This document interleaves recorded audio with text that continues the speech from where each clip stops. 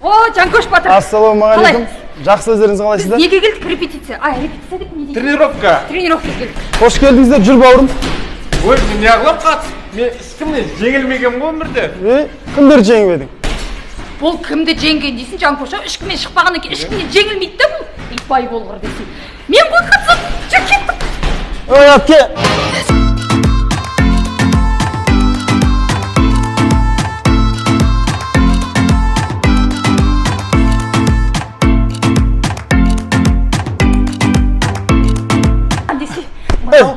Мынау мен Сөйлемеңіз, апай, сөйлемеңіз.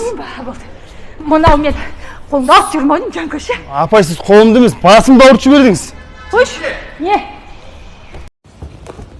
Қайтпаймыз әйге. Ей, Жанкош! Мен қазақпын бойымдағы қан қазақ.